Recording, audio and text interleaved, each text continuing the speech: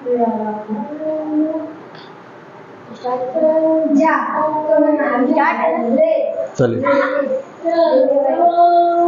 देखिए बच्चों, आज जो हमने कल पढ़ा था उसी को हम आगे बढ़ाते हैं। हमारा चैप्टर जो चल रहा था ध्वनि वाला चल रहा था, और ध्वनि के अंतर्गत हमने कंपन पढ़ लिया, आवर्त काल पढ़ लिया और आवृत्ति पढ़ ली।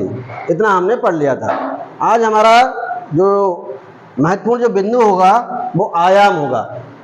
कौन सा बिंदु होगा? आयाम। आयाम एक नया शब्द आपको लग रहा है, मगर समझ में आ जाएगा कि आयाम क्या होता है। ठीक है, पहले ये बताओ कि कंपन किसे कहते हैं? बताओ, कंपन किसे कहते हैं? बताओ रोहित। कंपन? हाँ बोलो।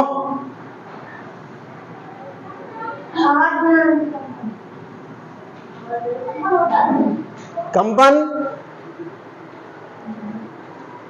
जो हम खड़े, मान लो यहाँ हम खड़े हैं, ये हमारी स्थिति खड़े होने वाली है। हम इधर झुक रहे हैं, इधर झुक रहे हैं, ये क्या है? कंपन है। ये क्या है? कंपन है। ये उंगली है, इसको क्या कर रहा है? ये कंपन कर रहा है। तालाब में पत्थर फेंकते हो ना, तो पानी में क्या हो जाता है? कंपन पैदा हो जाता है। यानी कि वो कंपन यहाँ से ऐसे ऐसे चलते हुए आगे बढ़ता जाता है, और एक समय बाद वो कंपन क्या होता है? समाप्त हो जाता है। जैसे जब बिजली कड़कती है बहुत तेज, तो ऐसा लगता है कि पृथ्वी पर क्या हो गया? कंपन आ गया, पृथ्वी हिल जाती है। मकान का जो छत है वो हिल जाती है, पूरा मकान ऐसा लग रहा है हिल जाता है। वो क्या है? कंपन है। मतलब क्या हुआ कि वस्तु जो मध्यमान की जो स्थिति है, प्रारंभिक अवस्था है, प्रारंभिक अवस्था से इधर उधर डोलना, इधर उधर घूमना, इधर उधर चलना, क्या कहलाता है? कंपन कहलाता है। जैसे मान लीजिए ये वस्तु है, ये वस्तु है कोई, यहाँ पर कुछ लटका हुआ है, धागे की सहायता से हमने इसको लटका दिया है। अब इसको हम ला करके इधर लाए, यहाँ पर लाए, और जब हमने उसको छोड़ दिया, अब छोड़ने से क्या होगा? ये पिंड इधर आएगा, छोड़ दिया, अब ये इधर आएगा, और इधर से फिर कहां जाएगा? ये इधर आएगा, नहीं आएगा? तो इधर उधर, यानी कि ये मध्यमान से इधर भी जा रहा है और इधर भी जा रहा है, जा रहा ना? तो ये क्या है? कंपन है। ये क्या है? कंपन है। यानी कि वस्तु जो माध्य स्थिति होती है उसके इधर उधर जो गति करती है, तो उसे हम क्या कहते हैं? कंपन कहते हैं। कंपन या दोलन, कंपन या दोलन। ठीक है, जैसे ये मान लो हमारा ये है, ये हमारा है, ये समझ लो। ठीक है, और ये वस्तु की प्रारंभिक स्थिति हो गई, ब्रह्मावस्था में है। अब हमने इसको इधर ले गए, अब हमने इसको यहां से छोड़ दिया, अब देखो इधर उधर जाने लगी, तो ये क्या कहलाएगा? दोलन कहलाएगा या कंपन कहलाएगा। क्या कहलाएगा? ये वस्तु कंपन कर रही है, ये कंपन कर रही है। अब एक सेकंड में जितने कंपन करेगी उसे क्या कहेंगे? आवृत्ति। एक सेकंड में जितने कंपन करेगी उसे हम क्या कहेंगे? आवृत्ति।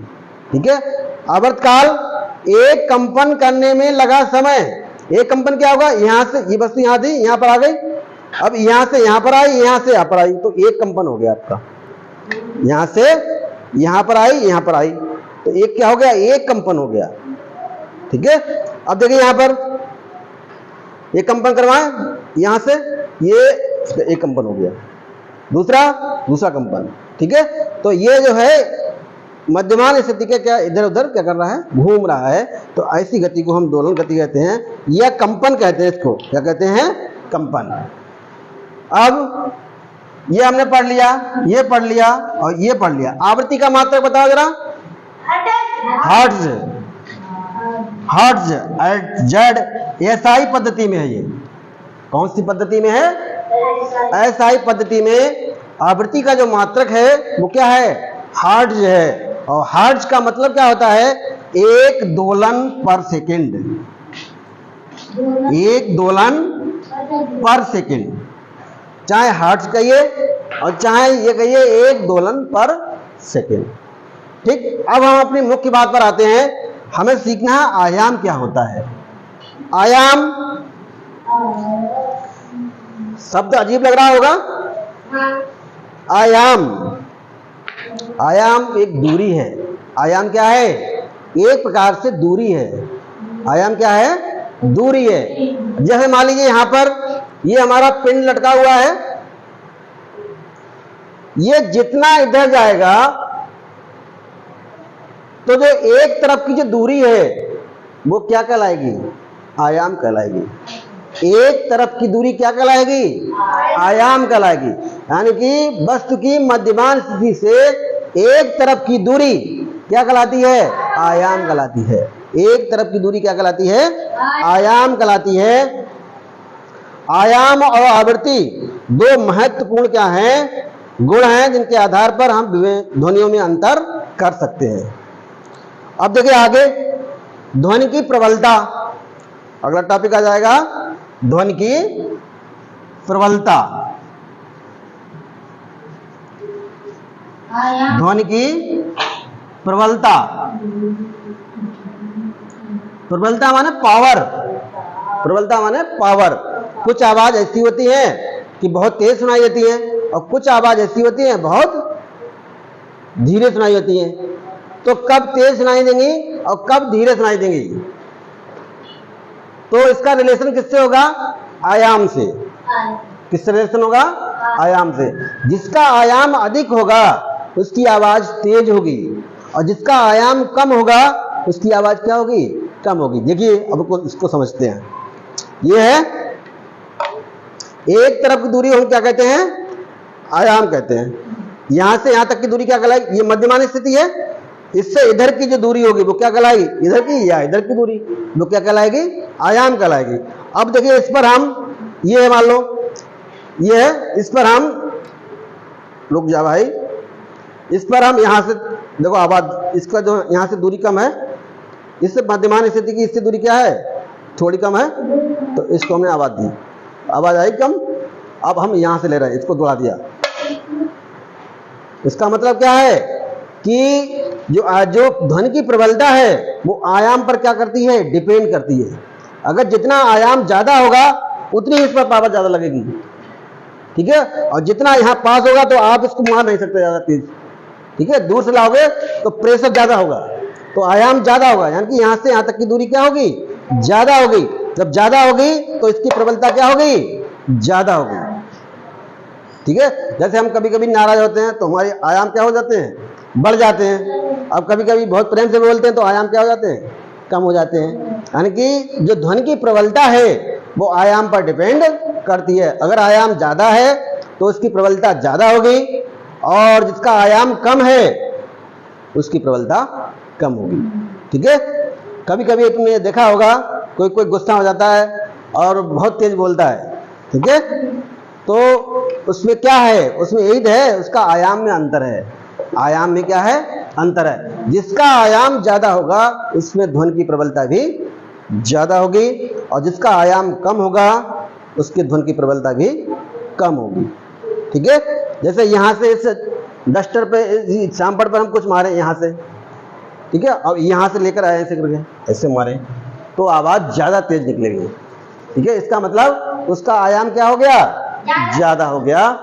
इस तरह से हम आयाम को, आयाम समझ गए कि आयाम क्या होता है? आयाम वस्तु की जो मध्यमान स्थिति है, ठीक है, जो स्थिति मध्यमान रुकी से प्रारंभिक स्थिति है उससे एक तरफ की दूरी क्या कहलाती है?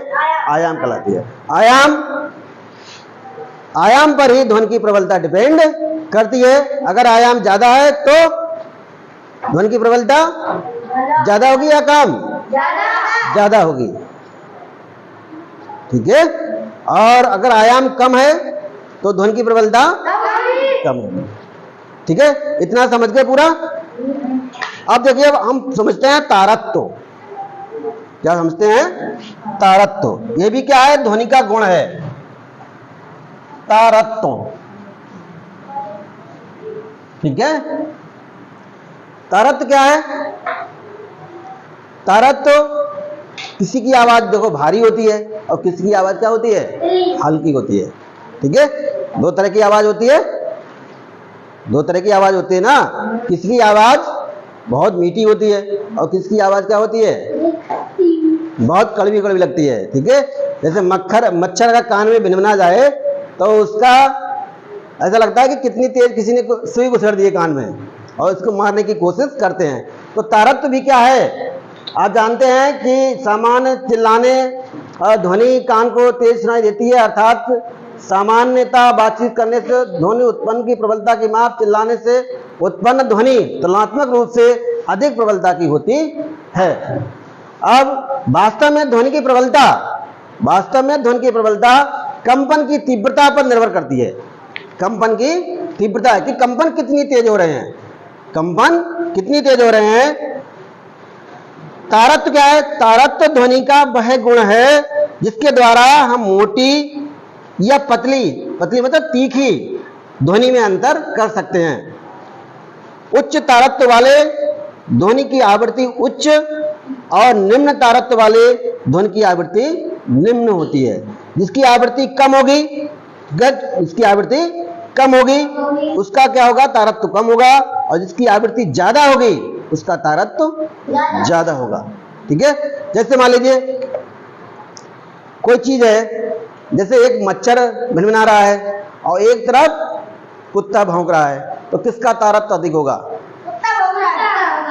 मच्छर का। कि मच्छर की जो आवाज होती है उसकी पर सेकेंड जो वाइब्रेशन की क्षमता है वो बहुत ज्यादा है। वाइब्रेशन की क्षमता क्या है, बहुत ज्यादा है, उसकी आवृत्ति बहुत ज्यादा है। इसलिए मच्छर का जो तारत्व होगा वो क्या होगा, उससे ज्यादा होगा। समझ गए तारत्व को, मोटी आवाज और भारी आवाज, यही होते हैं अंतर।